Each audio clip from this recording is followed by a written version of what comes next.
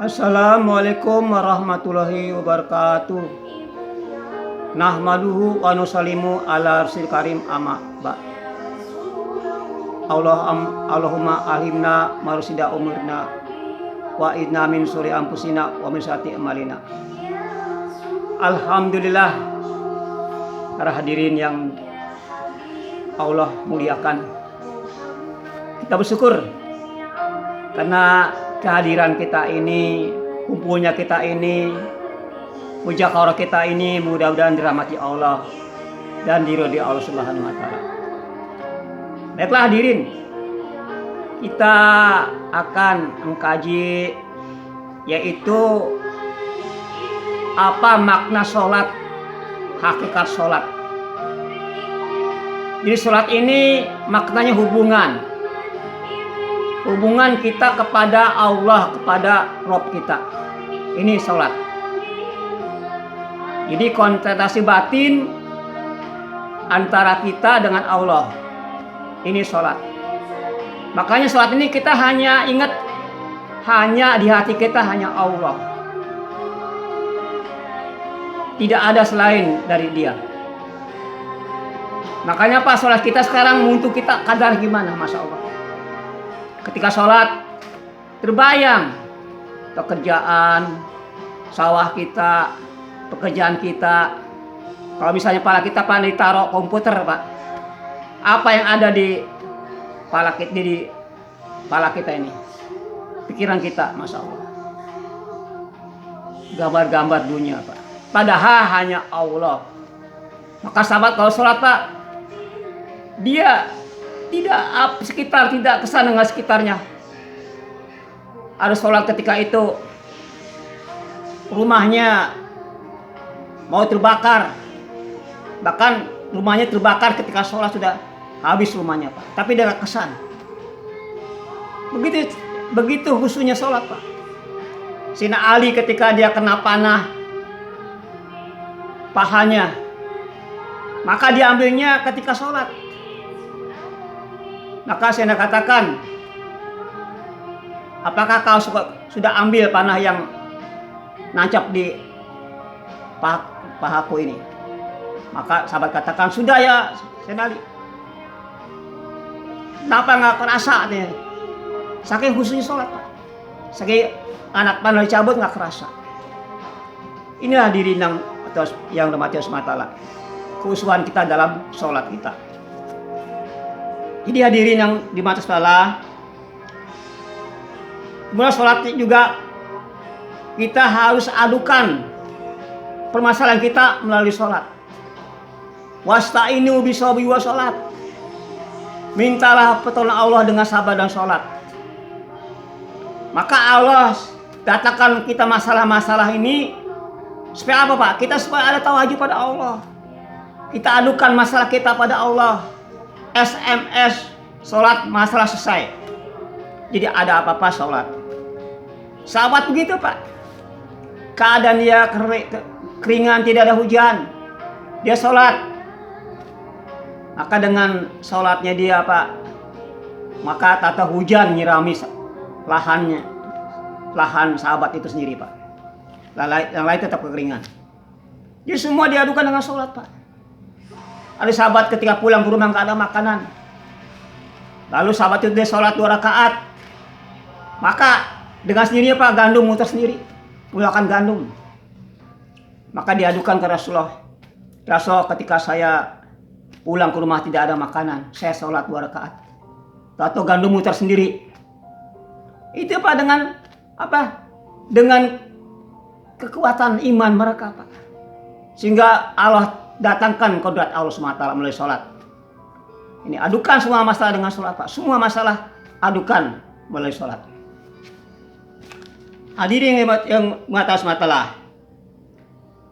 Kalau umat terdahulu Pak, kalau ada masalah mereka ngadu kepada nabinya. Nggak bisa langsung seperti kita Pak. Mereka ngadu kepada nabinya, ada masalah, diadukan kepada nabinya nyampaikan kepada Allah Subhanahu wa taala. Sebagaimana umat Nabi Musa ketika mereka datang kepada kata nabinya, Musa, saya ini ibadah 200 tahun tanpa maksiat. Surga mana ya yang saya dapatkan? Maka Nabi Musa berdoa pada Allah, dia munajat, ya Allah, ini hambamu ini dia bertanya mengenai tentang dirinya, surga di mana dia? Nah kalau katakan dia neraka, padahal ibadah tanpa maksiat Pak, neraka. Kenapa Pak? Sebab ibadah yang dilakukan dia 2 tahun untuk nebus dia mata bisa ngedip, nggak bisa nebus Pak. Itu baru bisa melihat mata doang ngedip Pak. Bagi nikmat yang lainnya. Maka dikatakan surga bukan karena ibadah kita Pak, tapi dengan rahmat Allah Subhanahu Wa Taala. Dengan kasih sayang Allah surga Pak. Jadi hadirin yang sebelah, awalnya Pak sholat ini dulu ketika Rasul Mi'raj ya. Jadi Mi'raj itu Pak, apa hasilnya Pak? Sholat. Langsung menghadap Allah ke Sidratul Muntaha. Lalu mendapat hadiah sholat Pak. Pertama-tama 50 waktu. Lalu Nabi Rasulullah ini mengadukan awalnya kepada yang seniornya Nabi itu, Nabi Musa. Dia nanya, ya Musa, gimana nih umatku ini diperintahkan 50 waktu satu hari. Maka Nabi Musa, nggak kuat umatmu ya Rasulullah. Coba minta lagi peringanan 45 kan. Nah, minta lagi 45 pun datang lagi ke Nabi Musa, nggak kuat umatmu 45, minta lagi 40. Terus begitu Pak. Sampai 5 Pak. Nah sekarang bagaimana seandainya hadirin langsung Rasul tuh langsung sama Rasul ini di-ACC-kan, langsung diberikan tugas kepada umatnya Pak. Apa terjadi Pak? Apa terjadi kalau kita sholat 1 hari 50 kali Pak? Apa terjadi? Mungkin siap 20 menit sholat, 20 menit sholat. Kapan kita mau kerja ke kantor? Kapan kita mau ke ladang? Kapan kita mau bersihkan itu WC kita? Kapan Pak? Tapi andai kata itu terjadi hadirin, maka nggak usah bingung. Allah akan tampakkan kodratnya Pak. Bagaimana Nabi Musa Pak ketika dia tersesat di satu lembah. Itu dia selama 40 tahun Pak Rasulullah tersesat. Sehingga Allah kirimkan makanan Pak dari surga. Makanan namanya sawa dan mawa. Begitupun Pak pakaian. Bagaimana lahir Pak seorang ibu, langsung tuh anak bayinya Pak langsung ada Pak udah memakai pakaian dan tidak bau, dan orang besar ikut besar juga Pak. Begitu Pak. Kalau selama 40 tahun Pak, kalau kasih makanan dari surga Pak. Nah ini dengan kuasa Allah Pak. Hari ini pun bisa terjadi. Seandainya sholat 50 kali satu hari Pak. Ini Pak. Jadi hadirin yang dimata salah. Jadi sholat Pak, awal pertama-tama ya, yang diperintahkan Allah pertama-tama sholat. Maka sholat bulan ya akan ditanya nanti di hari hisab. Andai kata sholatnya baik, semua amalnya baik. Andai kata sholatnya rusak, maka semuanya akan rusak. Maka sholat yang baik bagaimana? Ya, bagaimana sholat yang baik yang akan diterima sama Allah? Maka solu kama ra'aitumuni usolli. Sholatlah kamu sebagaimana aku sholat. Bagaimana Rasulullah sholatnya hadirin? Sholatnya di awal waktu, berjamaah, di mana azan dikumandangkan. Ini sholat Rasulullah Pak. Rasulullah selama hidupnya, seumur hidup Pak, nggak pernah dia meninggalkan sholat berjamaah. Kata Rasul sakit pun rasa dibopong sama sahabat Pak untuk berjamaah. Didirikan dalam berjamaah Pak. Waktu yang Umar yang jadi imamnya Abu Siddiq Pak. Begitu Pak. Saking menjelaskan berjamaah Pak, menyotokkan. Bahkan ada seorang yang buta Pak, Ibu Masum. Dia buta. Dia datang ke Rasulullah, saya buta. Bagaimana? Apakah saya boleh sholat? Apakah saya boleh sholat di rumah? Maka Rasul katakan, wahai Ibu Maktum, apa kau dengar azan? Ya dengar Rasulullah. Ya maka kamu sholat. Orang buta Pak sholat berjamaah Pak. Dia bikin tambang dari rumahnya ke masjid Pak. Sehingga 5 waktu dia sholat ke masjid Pak. Ini orang buta Pak. Kalau kita nggak buta nggak apa. Nanti Pak. Maka dikatakan dalam hadis, demi kemuliaanku kata Allah. Pada siapa sholat tepat waktu dengan adab-adab, dengan cara yang benar, dengan cara yang benar, maka aku jamin surga baginya. Tapi yang tidak menjaga tepat waktunya, tidak menjaga sholat awal waktunya, tidak ada jaminan bagiku. Mungkin diampuni atau diajab. Nah ini Pak.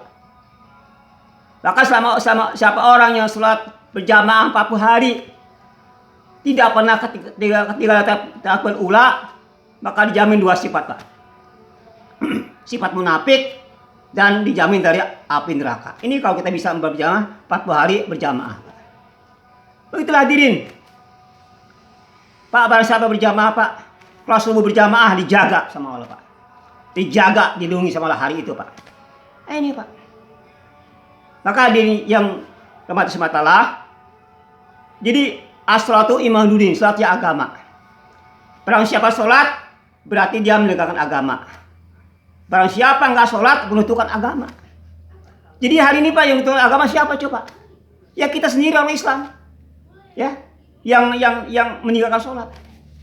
Hadirin yang dirahmati setelah 10 orang mendirikan tiang Pak. 20 orang menentukan kira-kira bisa bangun nggak tuh bangunan Pak? Nggak akan bener Pak, nggak akan bangun Pak. Begitu Pak, beranjak kemana Pak sekarang? Satu rumah aja Pak yang sholat, yang nggak banyak kemana? Yang sholat apa yang ninggalkan sholat Pak? Masih banyak yang ninggalkan sholat Pak. Satu rumah aja, belum satu RW, belum satu kelurahan, Masya Allah, belum satu kabupaten. Berapa orang ninggalkan sholat Pak? Masya Allah. Hadirin, kan dia Nabi Musa Pak, zaman Nabi Musa ada seorang yang telah dia berbuat berzina dengan laki lain. Setelah itu hasil zina itu dibunuh anaknya Pak. Dibunuh anaknya. Maka datang ke Nabi Musa. Ya Musa, aku telah berbuat dosa. Aku telah berbuat hal-hal yang tidak pernah aku hamil. Lalu anak itu kubunuh. Maka kalau Nabi Musa katakan, bagi kau dosa kamu udah terlalu banyak dosa kamu. Maka ditegur sama Allah. Wahai Musa, ketahuilah dosa orang itu belum seberapa. Yang telah membunuh, berzina Pak, dan kemudian anaknya belum seberapa. Dibanding dosa meninggalkan daripada satu waktu perintahku. Jadi meninggalkan satu waktu apa perintahnya lebih daripada tadi orang yang datang ke Nabi Musa yang telah membunuh, berzina dengan laki-laki. Begitu Pak. Jadi bagaimana Pak kita selalulah kita menjaga sholatnya. Karena keberkahan rezeki melalui sholat Pak. Berkah rezeki melalui sholat.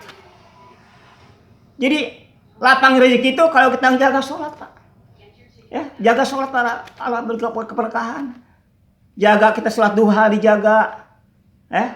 Baca wakiyah. Dimudahkan Pak urusan kita Pak. Urusan kita dimudahkan sama Allah Subhanahu wa taala Pak, hadirin. Jadi kenapa rezeki kita mampet? Ya karena kita nggak jaga amal-amal Pak. Nggak jaga amal agama. Sholat kita dilalaikan kadang-kadang.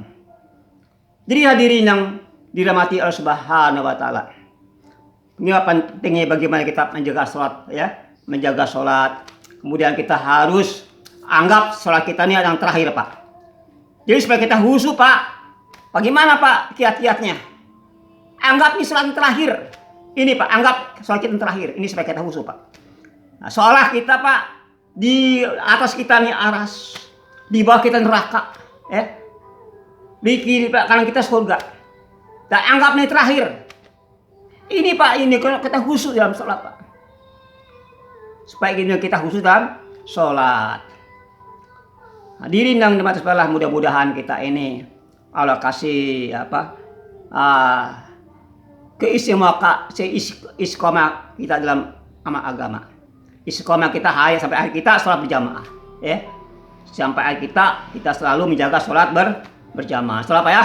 Mudah-mudahan kita diberikan kepahaman, diberikan kemudahan, diberikan kita topik kita untuk mengamalkan perintah Allah. Subhanahu wa bihamdihi, Assalamualaikum warahmatullahi wabarakatuh.